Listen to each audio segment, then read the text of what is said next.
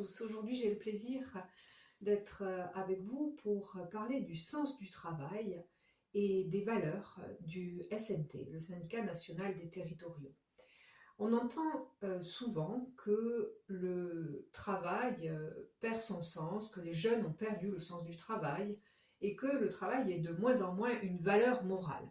Alors est-ce que c'est vrai et en quoi c'est si compliqué aujourd'hui d'être syndicaliste et d'observer ce monde du travail qui est en train d'évoluer au point qu'il sera sans doute complètement méconnaissable dans quelques années pour ceux qui ont commencé, peut-être comme vous ou comme moi, dans les années 2000 ou juste avant, les années 80-90.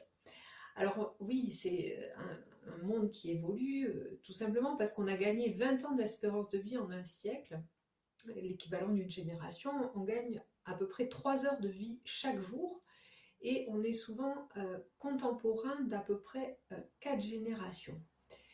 Donc notre société, elle se bâtit sur une vie longue et un travail court, puisqu'on vit aujourd'hui environ 700 000 heures et on travaille 10% de notre temps de vie, alors que nos arrière-grands-parents, eux, vivaient beaucoup moins, ils vivaient 500 000 heures et en revanche, ils travaillaient beaucoup plus, ils travaillaient plus du double, 200 000 heures. Alors, bien entendu, il a fallu se battre pour réduire la durée du travail, avec plusieurs lois qui sont somme toute assez récentes, 1848, 1936, et puis après-guerre, 1945, 81, 1997 pour la semaine de 5 jours, et puis les 35 heures, les week-ends, les congés payés, ou encore l'annualisation du temps de travail, etc., etc. Contrairement à nos parents et grands-parents qui s'inscrivaient dans une vie très continue, très linéaire, avec un seul couple, une seule carrière, un seul territoire, aujourd'hui on vit dans une époque où on doit gérer un temps de plus en plus discontinu, avec des contrats de travail qui durent en moyenne 11 ans pour un CDI, des couples qui ont une durée variable également avec une moyenne de 8 ans, et puis on déménage aussi beaucoup plus souvent.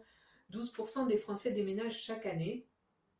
Et pour ce qui est de la formation tout au long de la vie, eh bien, elle est plus courte et elle est également tout au long de la vie puisqu'on change de métier généralement plus souvent qu'auparavant. Les jeunes, eux, sont de mieux en mieux formés, mais aussi de plus en plus exigeants, non pas sur la taille de leur bureau, leur rémunération, mais sur le sens de leur travail, ce fameux sens qui regroupe la qualité de vie, le bon équilibre entre le temps personnel et le temps professionnel, mêlant des parcours très libres, divers, sinueux parfois, que ce soit donc tant en matière professionnelle que pour leurs études, mais aussi les amours, le travail, le repos, les loisirs, et avec des valeurs qui visent un impact moindre sur l'environnement, des valeurs écologiques importantes en matière de développement durable. Et puis des moyens très différents aussi de ceux qui ont été les moyens de leurs parents et grands-parents, avec un usage très intensif du digital et du numérique. Bien entendu, les services publics sont impactés par cette transformation sociétale du monde du travail, et du coup, notre action syndicale, elle doit s'inscrire dans cette transformation. Elle doit se remettre en question, elle doit apporter des réponses, et l'essence même de notre engagement en est bousculée. Dans ce paysage, le SNT a des atouts considérables pour faire face à cette mouvance. Des atouts considérables non seulement face aux autres syndicats qui campent sur des vieilles postures qui étaient utiles il y a un demi-siècle, bien entendu, mais qui sont en train d'être complètement dépassées. Et puis face aussi au darwinisme digital auquel nous sommes confrontés et qui favorise des arguties parfois populistes. Et parmi ces contraintes, le SNT a une structure qui lui permet de favoriser l'intelligence collective. On décide ensemble, on a une direction collégiale, une intelligence collective, donc au lieu d'une structure habituelle, pyramidale, en silo, qui est hiérarchisée et qui empêche toute adaptation au changement.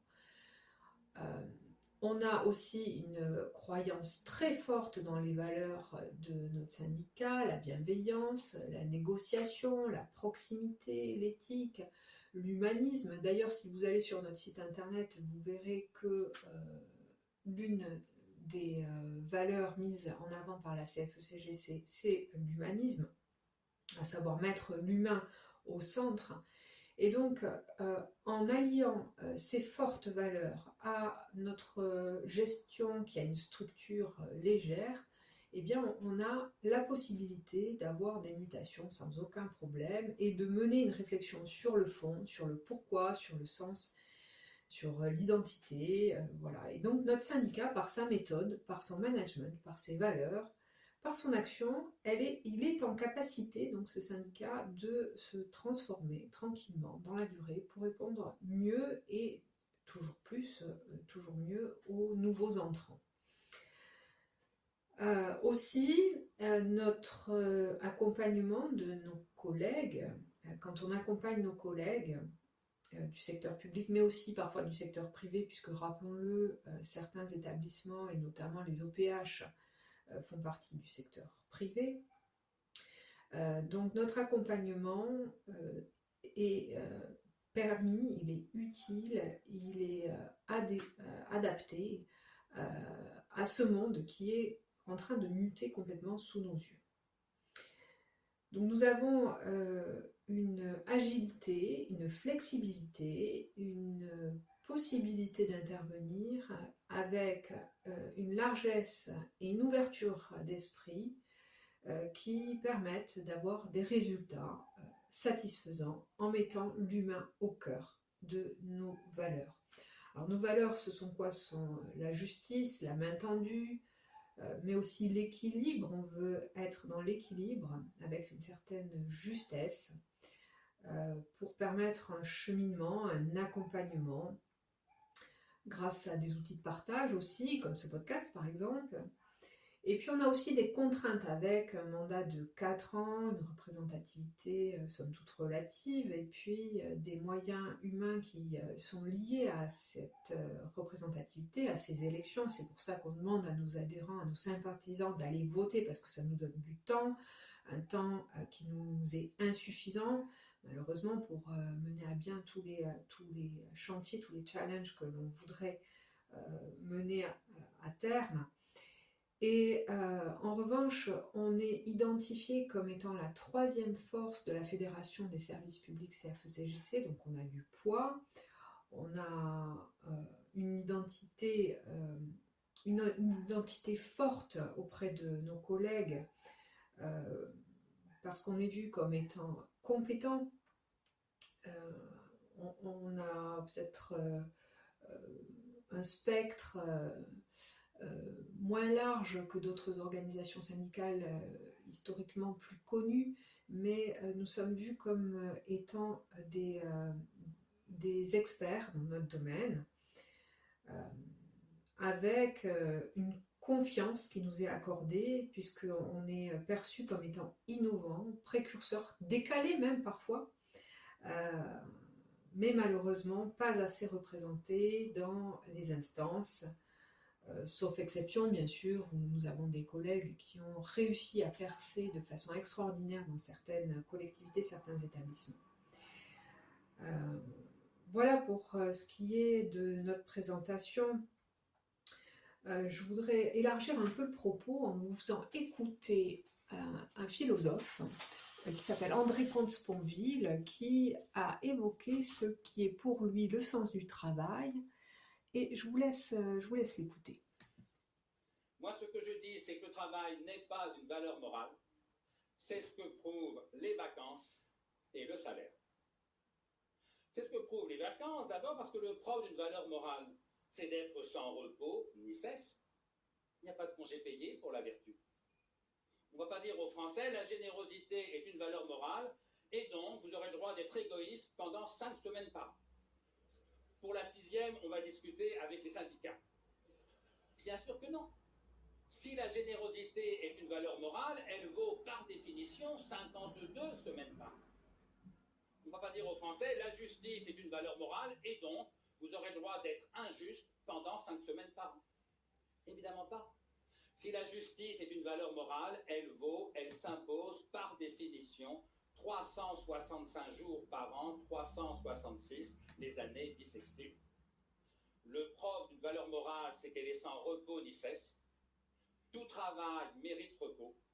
Cela confirme que le travail n'est pas une valeur morale. Et s'il y en a quelques-uns parmi vous qui ont le sentiment que leur valeur morale personnelle baisse spectaculairement dès qu'ils s'autorisent quelques semaines de vacances, vous me permettrez d'y voir moins de vertus que de possibles pathologies. Le travail n'est pas d'une valeur morale, c'est ce que prouve deuxièmement et surtout le salaire, évidemment. Le salaire. Parce qu'enfin, chers amis, pour aimer, vous demandez combien? Alors, pour aimer, vous demandez combien? André Comte-Sponville nous fait un développement sur les grandes vertus qui ne peuvent pas être monnayées, bien évidemment. En revanche, le travail, lui, mérite salaire, c'est évident. Au titre de nos grandes vertus à nous, donc je vous le disais juste avant, il y a l'humanisme, c'est croire que l'humain aujourd'hui doit être au centre, et donc nous prônons le retour à une économie réelle contre la société du tout pour le fric, de façon triviale. Donc on peut, dans nos collectivités, on ne peut pas toujours faire plus, on peut toujours faire mieux, évidemment, mais on ne peut pas toujours faire plus avec moins. Tout ça pour économiser sur la masse salariale. Donc notre ambition, c'est de partager à tous les niveaux de la société, mais en gardant l'humain au centre, en étant garant du respect et de la dignité de l'homme, de nos collègues, donc de l'être humain, et parfois c'est oublié.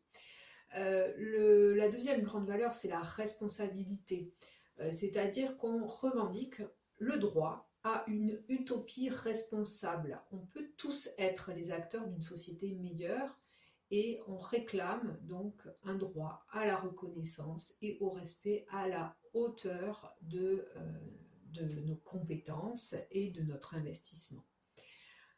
Troisième grande valeur, c'est la liberté. La liberté, c'est la pierre angulaire de nos valeurs, c'est-à-dire qu'on ne peut pas être acheté, on est libre, c'est le moteur du changement. Agir, c'est être libre, évidemment.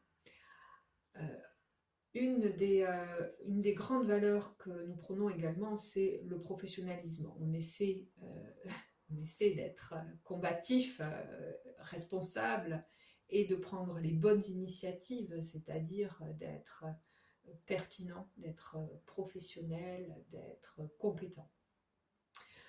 Au titre des valeurs, vous trouverez l'éthique chez nous. On a même un conseil d'éthique pour éviter prévenir les éventuelles difficultés internes à notre syndicat. Et donc la CFE-CGC et le SNT, évidemment, reconnaissent pleinement la notion d'éthique, tout simplement parce que la recherche du profit ne peut pas être le seul moteur d'une société. La recherche de la rentabilité dans les services publics ne peut pas être seul moteur. La recherche de l'économie à tout crin ne peut pas être seul moteur.